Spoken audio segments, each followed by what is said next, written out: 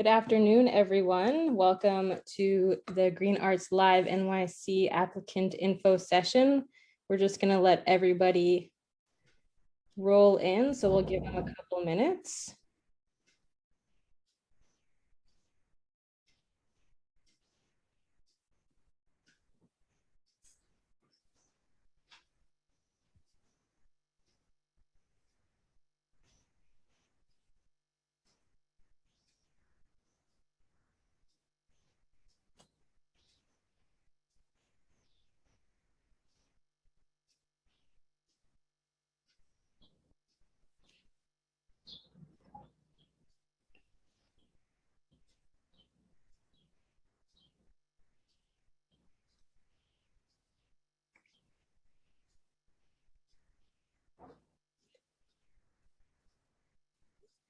Hello again, everyone. Good afternoon. It looks like most people have shown up. We have a few still coming in. So welcome again to the Green Arts Live NYC applicant info session. You are here today because you are interested in the Green Arts Live NYC Fund, and we are excited to try and answer all of your questions. And we'll go through a bit of the process of how today will work. All right, Jordan, if you want to move to the next slide. Just to start, the fund is administered by City Parks Foundation. I work with City Parks Foundation, so just to give a little background, City Parks Foundation presents different programs. We have City Park shows, which you might be familiar with, Summer Stage. We have Partnerships for Parks, which is a public-private program between City Parks Foundation and New York City Parks. Partnerships for Parks works with a lot of our grassroots groups, which some of you might be part of, and helps to administer the Capacity Fund Grant and the Green Relief and Recovery Fund. We also have our education program, City Parks Learn, and our sports, City Parks Play. And you can find more right in the website, which the Green Arts web page is connected to. All right, and so the Green Arts Live New York City Fund has different coalition members that help make all of these events happen. So City Parks Foundation is the organization who is administering the grant. So your applications come into us, we help administer them, and we work with our coalition members to make those decisions. The New York City DOT we work with their plaza programs. And so if you're interested in having a program in one of their plazas, that is our partner for those activities. The HORT works with the New York City DOT to help provide a lot of the different pieces for production of those events. We have Open Culture Works, which helps on the production side for anything that's going to be happening in our parks and gardens. We have New Yorkers for Culture and Arts, which is a big part of our marketing voice and help spread the word. And we have Street Lab, which will help us with our workshops in any of our public spaces. And our funders for this fund are the New York Community Trust and the Con Edison Arts Alfresco series. And we are very thankful to have them to make this happen for all of you. As a note, this webinar will be recorded and posted on our website. So if you aren't able to make it through the entire webinar today, you can always visit the website, which you will be able to watch this to see questions and answers at the end, as well as to view the slides. As a note for today, you are able to see our slides up top, and then down below you might have three options. I believe you should only have the Q&A. The chat and raise hand are disabled if they do show up for you. And the Q&A function will be to answer your questions. I ask that you wait until the very end, till our Q&A time, to submit any of your questions, as we're going to try to answer everything throughout the webinar, and any advanced questions that some of you had submitted when you registered. So a bit of an agenda for today. We're just going to go through the guidelines as an overview, just to make sure everyone can understand things to a little deeper, because there's a lot to this fund, and I know there are a lot of similar questions. So hopefully as we go through them, it'll help to answer a lot of those common questions that have been coming up. We'll go through a few reminders that when you are filling out your application are important to remember. Just a note on planning during COVID, because that's still an important part of these events. And then finally, we'll go to our Q&A. All right, to start, eligibility for this fund. First of all, the purpose of this fund is to support free live arts in New York City's parks, plazas, and gardens. And of course, we want to support artists, arts organizations, and community groups. That means that the eligibility is pretty wide open, that if you are a park community group, or if you're an individual artist, or if you're an art organization, depending on your budget, you are eligible to apply for this fund. And just the key eligibility is that you must be based in New York City and that your program must occur in New York City. Those are the key pieces. And again, this has to be free and open to the public in our parks, plazas, and gardens. And we do look at prioritize programs and artists in neighborhoods hardest hit, and organizations led and identify as BIPOC, LGBTQIA, those with disabilities, and or immigrant populations. A bit of the timeline. Applications are now open. They opened on May 10th. Today is the info session, and this will be posted for anyone who couldn't make it. If you know of anyone who wasn't able to be here today, please let them know that this will be posted on the website. The deadline is a hard deadline on the 28th of May at 12 noon. This is not a rolling application, so all applications will be reviewed after this deadline, and we'll start to notify anyone who's been awarded or not awarded the week of June 21st. Therefore, programs we recommend can be planned for July 1st through October 31st. If you have an event in June, it's likely that you wouldn't be able to apply this fund to that event. And that you must complete those projects again by the 31st, and then final reports will be due at the end of December. So there's a few things that are important to remember. This is the criteria. This is the what's available in the guidelines. This is how your application will be reviewed and scored. I won't necessarily read through all of these today, but this is right on the website under the criteria section. And it's also in the applicant portal. The guidelines are posted there as well. So when you're filling out your application, please keep these things in mind, as this is what we will look at when deciding who to award the different funds or production support to. So make sure to fill everything out as detailed as possible when you are applying these to the application.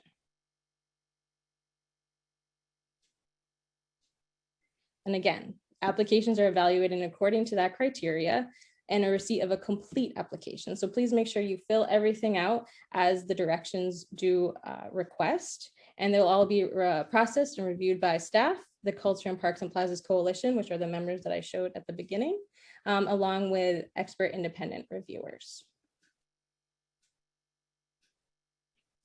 So we have many different applicant types that are eligible. And so we just look to, if you can determine this when you're filling out your application to the best of your ability, you can be an individual artist or a group, an ensemble. We look at community groups, any friends of groups or volunteer groups are eligible.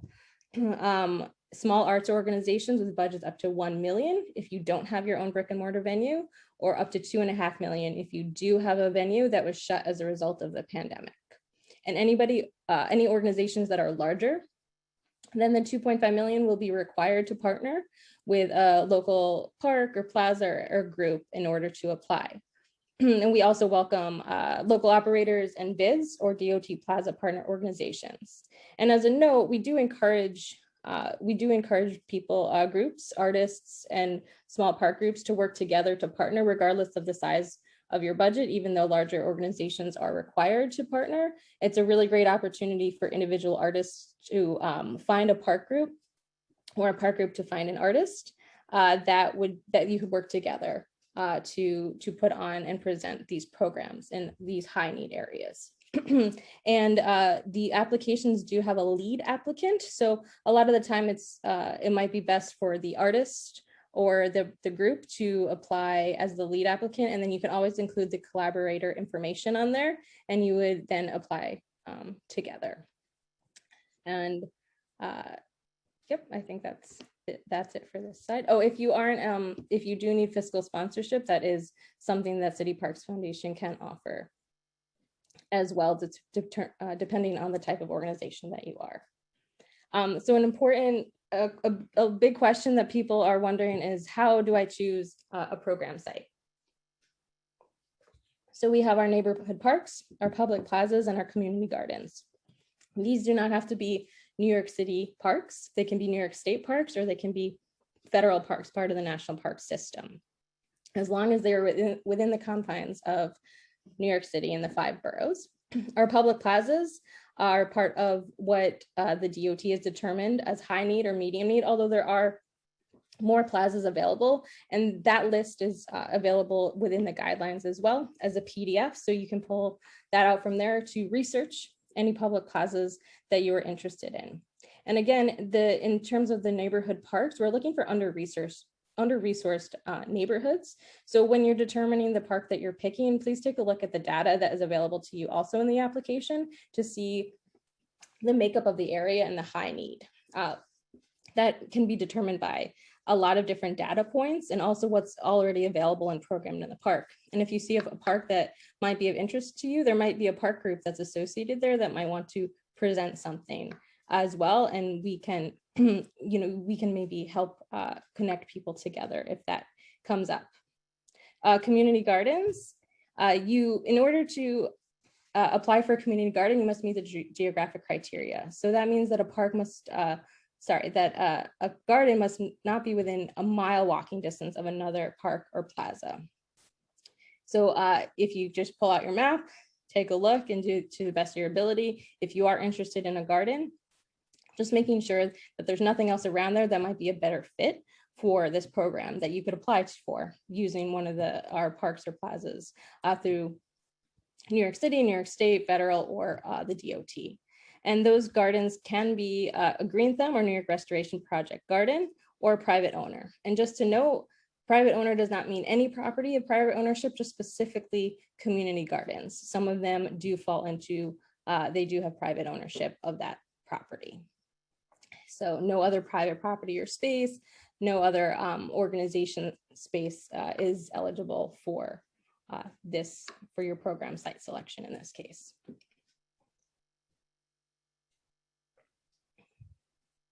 As an applicant, we look for hyperlocal geographic locations. So that means if you are based in New York City, which you should be to be eligible for this, it's great if you're picking something in your home neighborhood.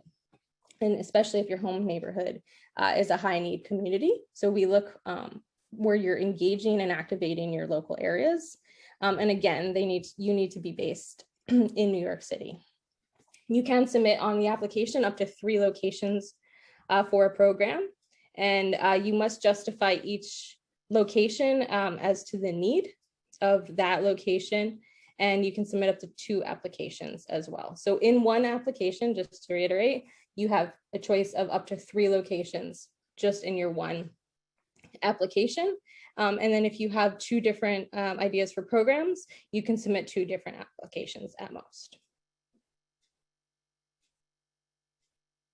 All right, so now there's the type of programs. This is pretty wide ranging, but the key to this is Green Arts Live. So we're looking for live and engaged activity, mostly in the form of performances, but if you believe that you are eligible and your piece is a live and interactive piece, then you should submit that for consideration. So we're looking for performing and interactive multimedia arts programs. That can be music, dance, spoken word, theater, independent or documentary film, and also workshops and art activities. We're not, and these have to be pop-up or mobile and temporary, so you cannot have any kind of art installation just for viewing set up. This needs to be somehow interactive, engaging people to come and go, where they're doing something to interact with your art or to be interactive with your art. Leave it at that. They can happen more than once in a day.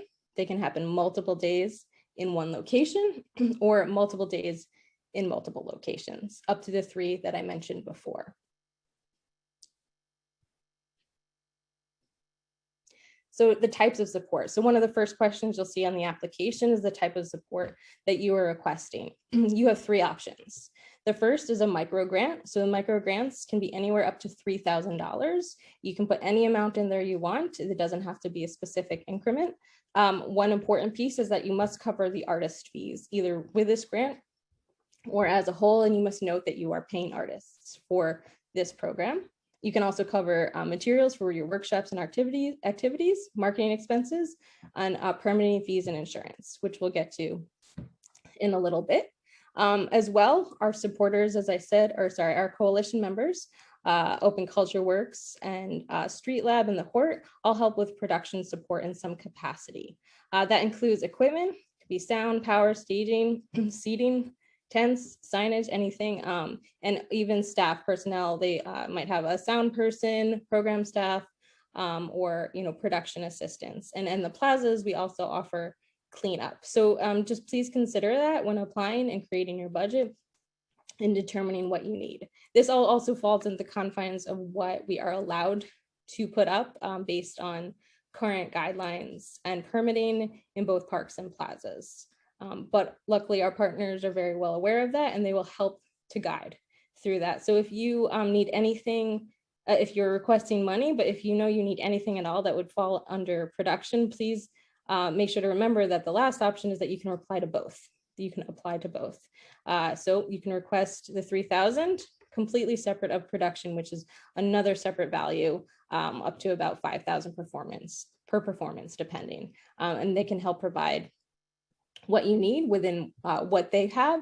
And if there's something outside of that or beyond the limit, they can also help source something for at cost for them. So there's a lot of support with these programs beyond just the funding.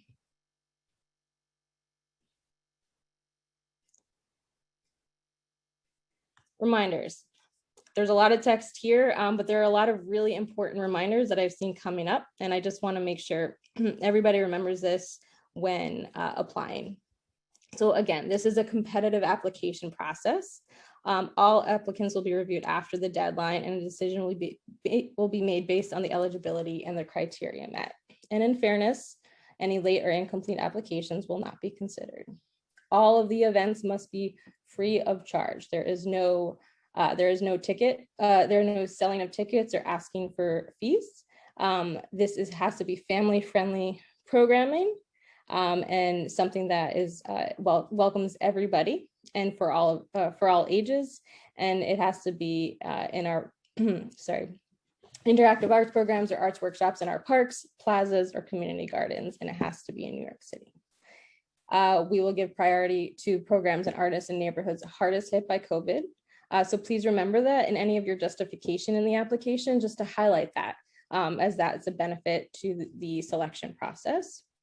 As a reminder, we do not fund any electioneering, lobbying, or litigation, temporary or permanent visual art installations, ticketed revenue generating or commercial events, contests, or competitions.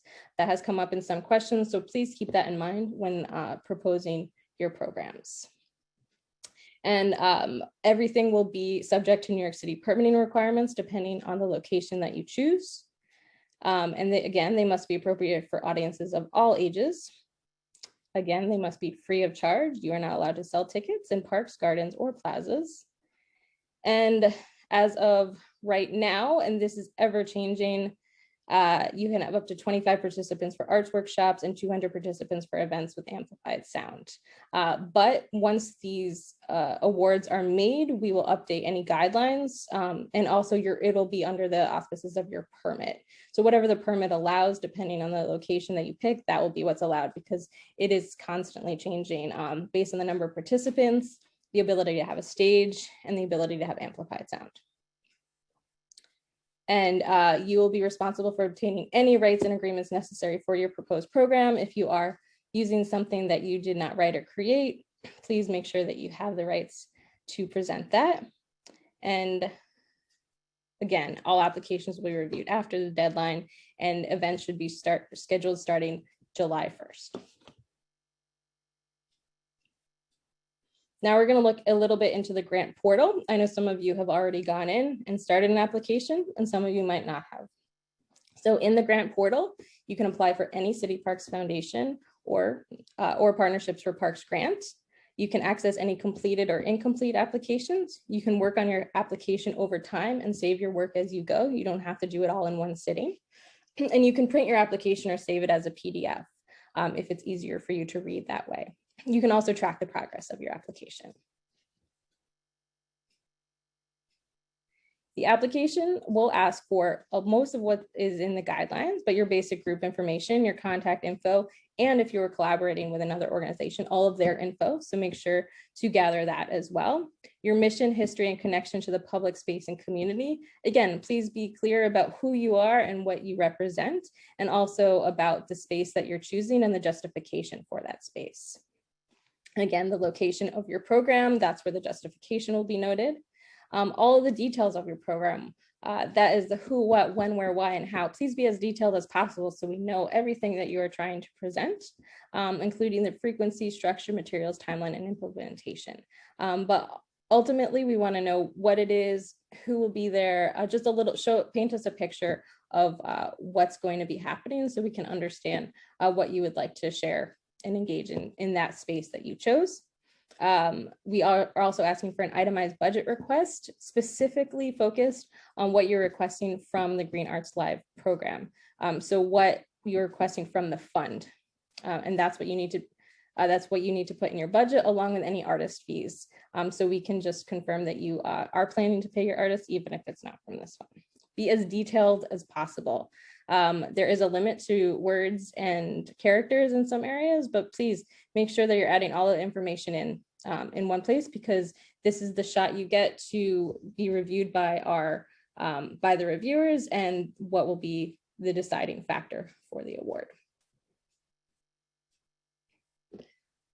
So just a little bit about the grant portal, because some of it could be confusing when you first get in there, although it looks like most of you have figured it out, which is great. So when you go in, this will be what you see first. You can start either by clicking on Start Application or My Account. What you can see here is that we have 2 applications open. So just make sure you're choosing the right application for what you're looking to apply for. There might be some of you who are looking to apply for both, and that's perfectly fine. And if you're brand new as well, you just click on My Account and a new window will open up, which will allow you to create a new user account.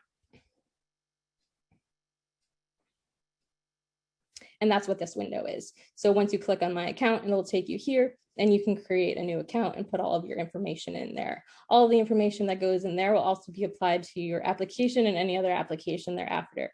So it's automatically filled for you. Once you are in, this will be what the application looks like from the very beginning. So you can see on the left-hand side, you can access all of your complete and incomplete applications on your profile. And along the top there, you can see that you can navigate to the different pages within the grant application without having to fill out the complete page. So this is how it starts out on the eligibility question. But if you really just wanted to read through and get a feel for what the questions are, you can click on any of those breadcrumbs at the top, such as applicant information, collaborator information, or program information, and it'll take you right to that page. So you can prepare outside if you wanted to write your answers in a Word doc before you enter them in. That's perfectly fine to do. And again, you can save your work as you go, so you don't need to complete it all in one sitting.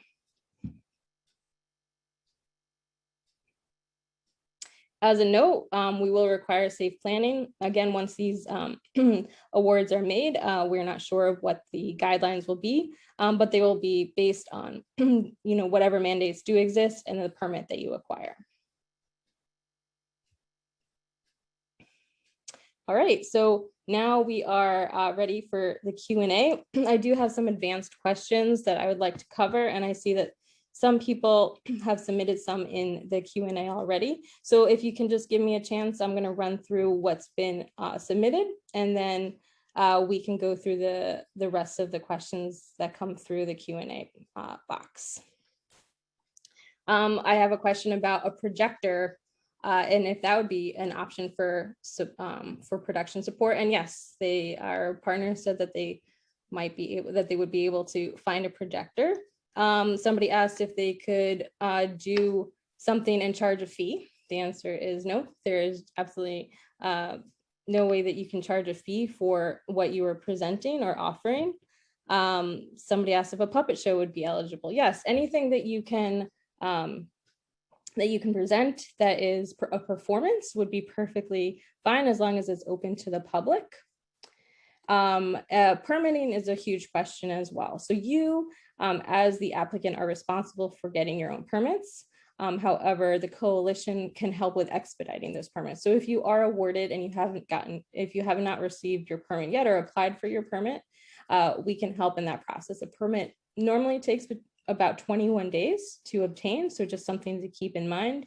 And that we would work with parks and we would work with SAPO on the plaza side in order to help gain those permits for the space. Sound permits are something that you obtain through the NYPD, and then you would be responsible for getting those sound permits as well. And if they're required for your performance. Again, applying to this grant doesn't affect your ability to apply to any other grant that City Parks Foundation offers. Community groups are definitely welcome and open to apply for this grant. If you are partnering with another group, yes, please make sure you have their information when you are filling out the application.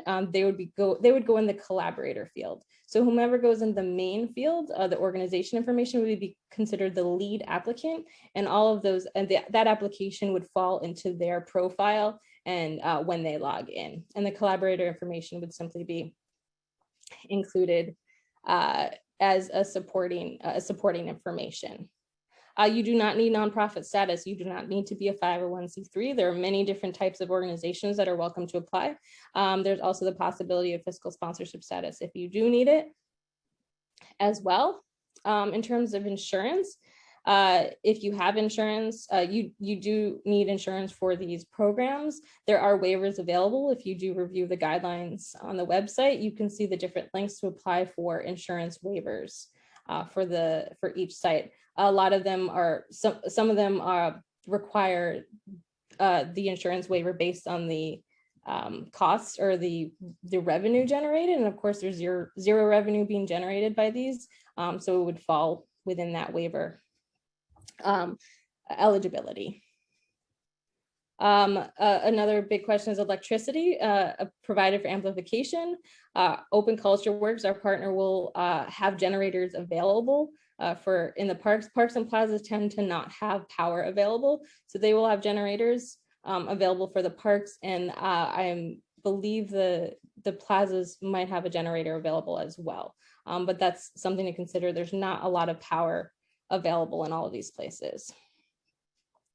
Let's see, amplification. We're still, right now, again, guidelines are still being determined for amplification and what will be allowed within these spaces. So once awards are made, we'll see what the requirements say based on the permit.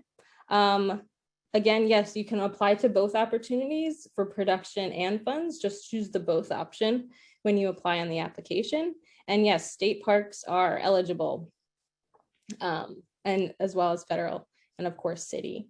The maximum grant again is $3,000. And those are the advanced questions that I was asked.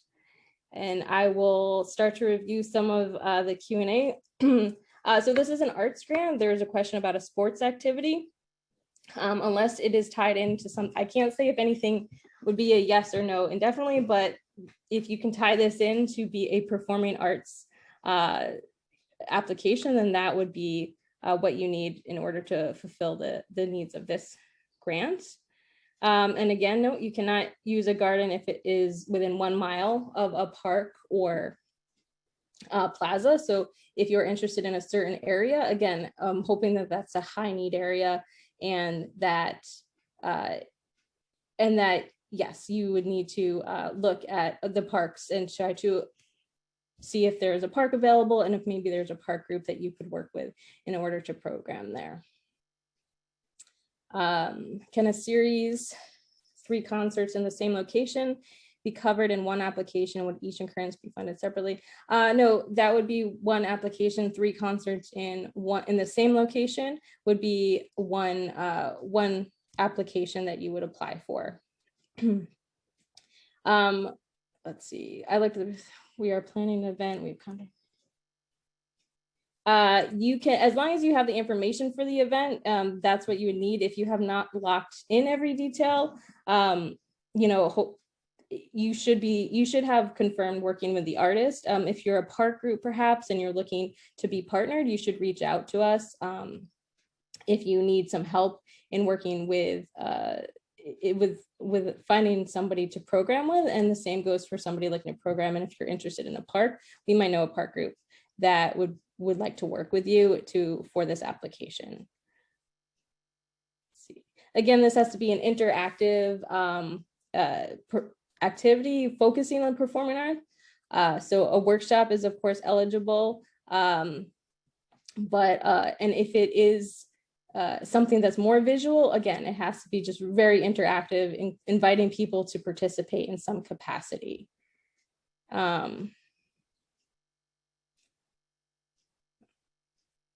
And there isn't a time limit on how long you can perform. Again, you can do multiple times in a day. You can do it over multiple days. I think one important piece here is also the question of dates. The application doesn't ask for dates because we give you a window of time in order to participate. So there's nothing that you have to commit to in terms of dates, because it's also it might be based on the permit that you apply for. A lot of the smaller parks and the parks that we would recommend choosing for this tends to have pretty available permitting, which makes it easier to obtain that permit and have your performance and program there. The grant is limited. Yes, it is a $3,000 grant if you're applying for a program that is a series. And if it's the same program, again, it's just one application for a single program. Yes, you can pick a park as a primary site and a plaza as a backup.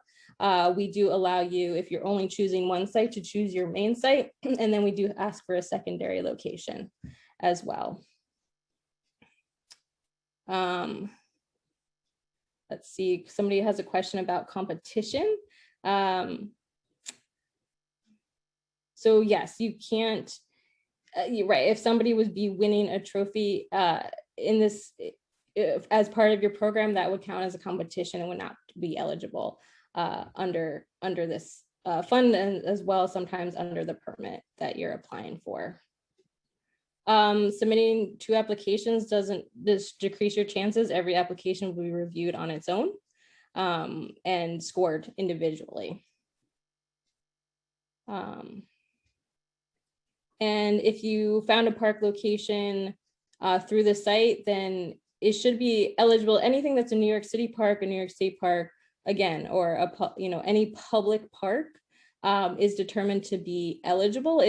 There could be specific sites that might not allow permitting for certain reasons, but you'd have to look into that, or if that's the site that you're choosing for your program.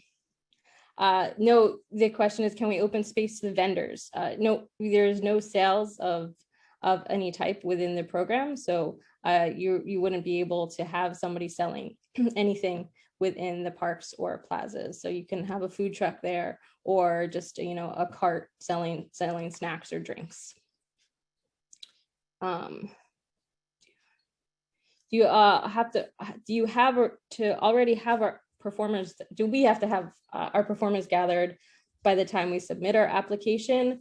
You don't have to have everyone gathered. If you know what the program is and you're still bringing on specific people, that's fine. You don't have to name your performers in your application. You're not committed to certain people. It's all about the program that you are applying for. So that's what we're going to really look at. Is there a maximum budget of the program if you already have other grants? And no, we're asking specifically what you're going to use the Green Arts funding for. If you have other grants, that's great, and we wouldn't limit the budget of your program based, our decision based on the budget of your program. Artist work samples, you're allowed to submit some of artist work samples in your application, but they're not required to submit. And we hope to help market this fund, and the question is, will you advertise events? So we're going to create a marketing plan and figure out how we want to present them, but we would really like to make sure that everyone is aware of the programs that are happening, and we want to highlight them as best as possible, working with our coalition partners and working with our marketing team. And the space does not have to have access to restroom facilities. A lot of parks don't have them available, so they're not required at this point, but you're welcome to include them in a budget to have a porta-san. If you'd like to rent it, they're actually not extremely expensive, but if you think it would be necessary, you are allowed to include that as part of your program and rent that and work with your permit to make sure that comes on site. Can we include payment of a sound tech as part of the application? A sound tech would actually fall under the production support. So I think it's important to remember that if you have any production needs, to maybe not necessarily include them as something you would spend in your budget, but look at what can be provided through our partners and their production support as well. So something like a sound tech, would it fall under our production support with our partners that they have available, or you might be able to just use your own and they could help support bringing them on board. So there's a lot of possibility with production support, and just to keep that in mind. Would there be Wi-Fi or live streaming capabilities? Right, there's nothing, if you bring your own equipment and want to live stream something, that's perfectly up to you, or provide any kind of Wi-Fi. But I don't believe that any of our coalition partners would be able to provide that.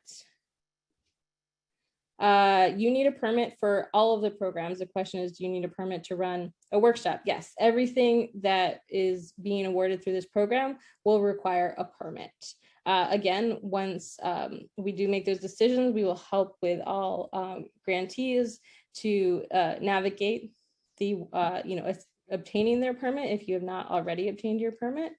And but yes, everyone is required to have a permit.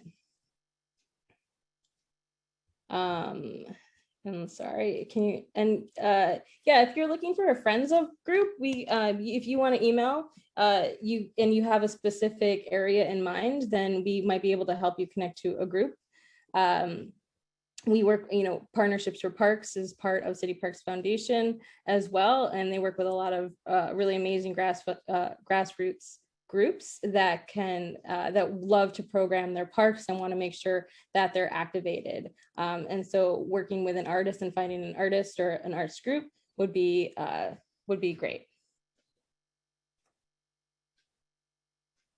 Again, there is a time frame for the grant. The event should take place between July 1st and August 31st.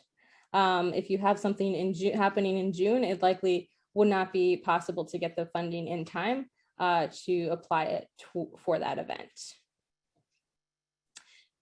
If you wanted to do a photography exhibit, that would be considered a visual art installation, which is not something that is covered in this grant. But if it is something more interactive, or there's something performance related to it, it is possible to be eligible. Again, just keep that in mind and read through the guidelines of all of the different pieces that are important to remember in keeping this as a performance and live event.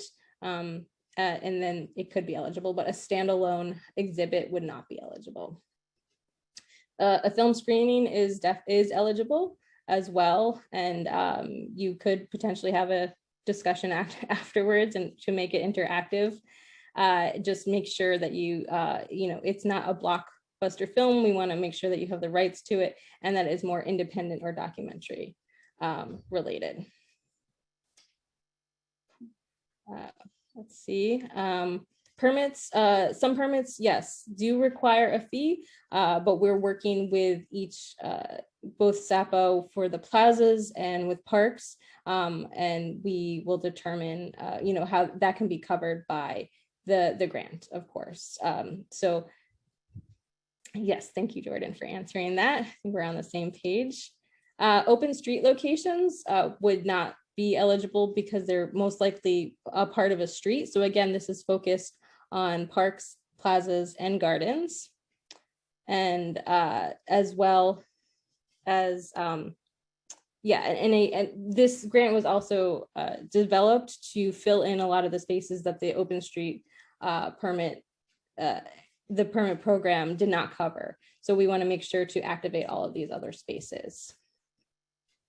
Yes, you can include a salary of a staff member within the grant. Whatever that fee is, you should definitely include that. If they're a staff member and they're leading the workshop, then you can cover that because you're paying your artist, which is a really important part of this grant and what we're considering in order to award funding. And the maximum, again, for the maximum for the fund is for the maximum money that you can be awarded, apologies, is $3,000, and the maximum for the supported production is roughly $5,000. You're not asked to total the amount of production support. You're just simply asked what you need in order to present your program in terms of production support. And $3,000 total when you request both. No, it's just $3,000 again for that fund, and it's completely separate from the production support. Does this $3,000 have to be for a single event? The $3,000 does not have to be for a single event. It can be applied to if you have multiple. It has to be for the same program, but it can be for multiple events over in one day or over several days or in several locations. Yes, you do. You do have to be specific about the park you want to present.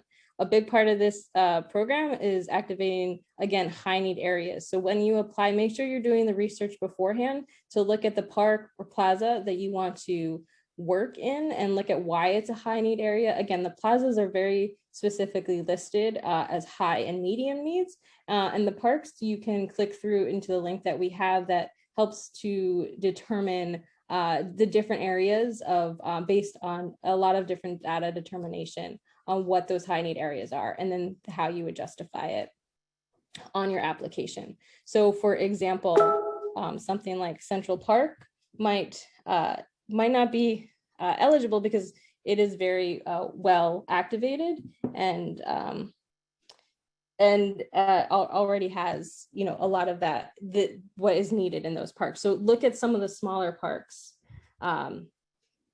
Look at some of the smaller parks that you would want to be able to activate that might not have a lot of those programs. And just to be clear, I just wanted to reiterate that we are a separate nonprofit organization that is administering the grant. So we are not the Parks Department. We are not the Department of Transportation. So we don't determine if you're eligible for the permit. We merely help maybe to expedite it, but all those determinations are defined by their permitting departments as well. So we don't file them. We simply say, we might simply, you know, let parks know that a bunch of permitting will come through specifically, and so just to expect an inundation of applications for permits for this program. But it is all determined by the separate organization. So we cannot say if you will get a permit or not, just to be perfectly clear. And again, a high need area, there is a link within the application to determine the little pieces of data. There's no specific line that determines high need. It's merely based on the justification that you present in your application, letting us know why it's needed. Maybe it is your home neighborhood and you can tell us why it was so hard hit by COVID, or, you know, just maybe because it is a high need area regardless of COVID, and you want to bring the community out to enjoy your program. In regard to promoting, you of course would be responsible in part for promoting your own program. That's why part of the costs that you can cover are marketing fees. And we do ask for how you plan to market your program as well. And we, of course, as the coalition partners and as the grant would, you know, want to make sure once our programs are live and running, that everybody knows that they can go enjoy these in their local parks as well. But you as the applicant and organization would definitely be responsible for helping to push this out to your lists and or local community. Another example, so somebody asked about Governor's Island being counting as a community base.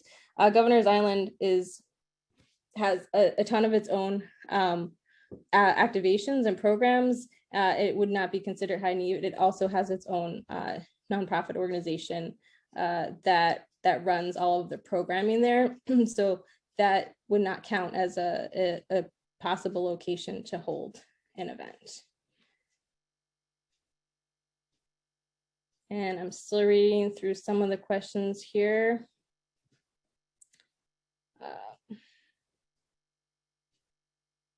A concert would definitely be considered not just interactive, but very much performing arts. So yes, you would definitely be able to have a concert.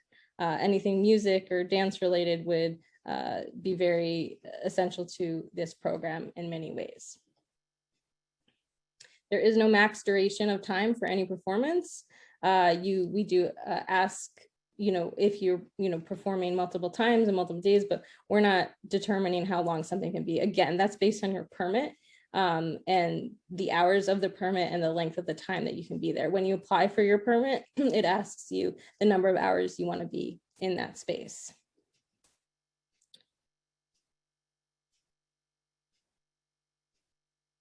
Again, for community gardens, if it is within 1 mile of a park or plaza, it is not eligible, correct? So if you find that there is a park or plaza within 1 mile of the community garden you're interested in, then I would look at one of those parks or plazas and choose them as your site location. You can always pick a community garden as a backup site if for some reason those parks or plazas are not available. Maybe they're under construction, or or they're just not part of they're part of private property. So please just make sure you just do your research and map things out. But those gardens do need to be 1 mile or more from a park or plaza.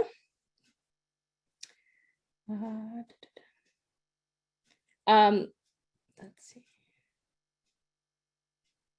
Again, if you're applying for one program, the maximum amount for that one program is $3,000. It is not per the amount of times that you perform or present that program. Different programs can be applied for. You can apply up to 2 applications, up to 2 different programs for a maximum of $3,000 each, but they must be different. It can't be the same program that you're applying for twice because it's in 2 different locations. I'm just going through a few. We're just going to round this out and tie this up at 1. And again, you can submit any other questions to the email, which is greenartslivenyc@cityparksfoundation.org if you have further questions. And again, yes, this grant is for outdoor spaces. This is not for anything indoors. So it must be in a park or plaza or an eligible garden. Nothing indoors would be qualifying for this or eligible for this application.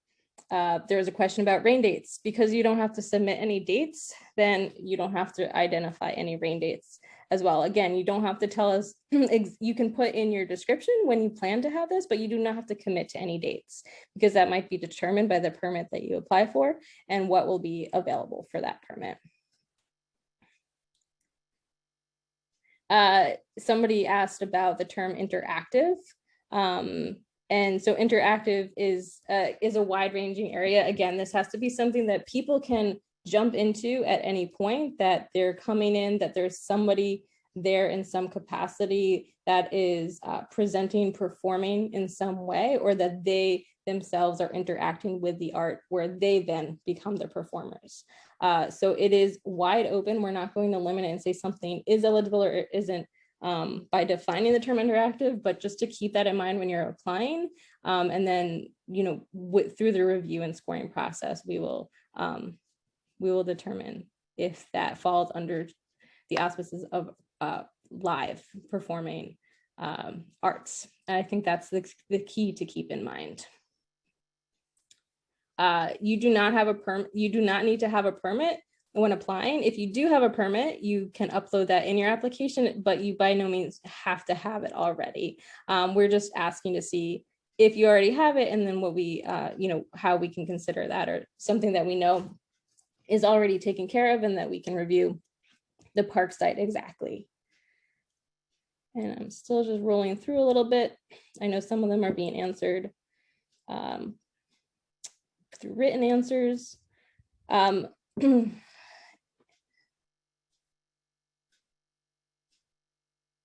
Yes, if you would like to change your venue because you cannot obtain a permit and you've been awarded the grant, then we would review that on an individual basis. If you've already been awarded based on the location, then obviously we would want to work with you to make sure that you could get the permit as necessary. And if for some reason there are extenuating circumstances through parks or through plazas, we would work with our partners to figure out the best option forward.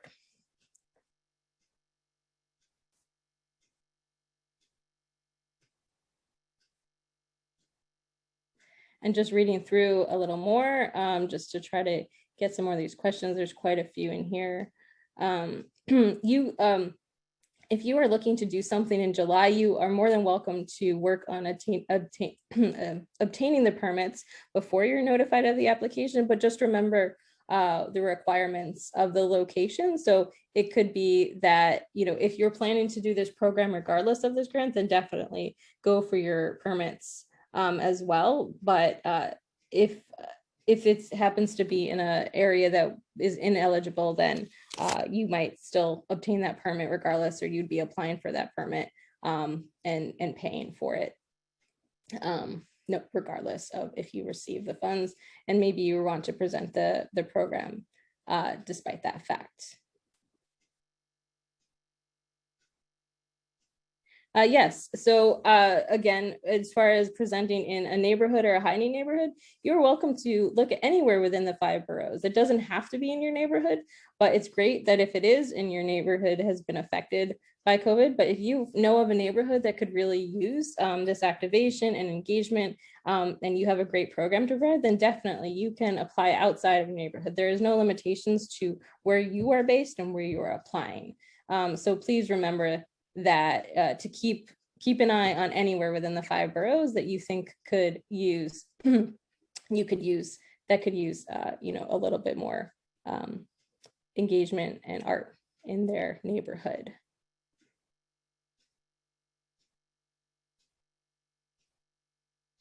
And just some of the last few questions.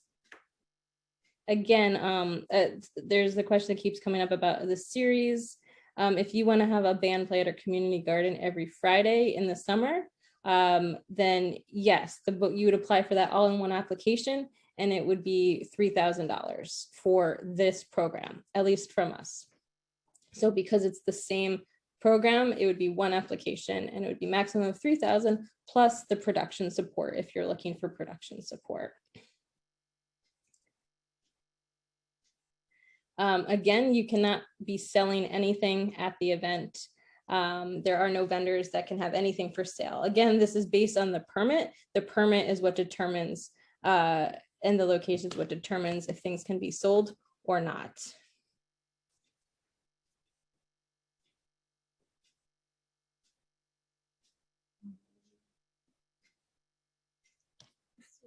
And I think a lot of these questions seem to be repeating and have been answered, and I'll pull a lot of these common questions and try to create an FAQ to be put on the site as well. So you can revisit back, and again, you can take a look at the, email the Green Arts Live NYC at cityparksfoundation.org with any other questions that come up. But please, I do ask if you could just read through the guidelines very carefully, because a lot of the questions are answered in the guidelines. And if you need further clarity, then by all means, feel free to send an email, and I'll make sure to get back to everybody to let them know, to give more clarity to the question.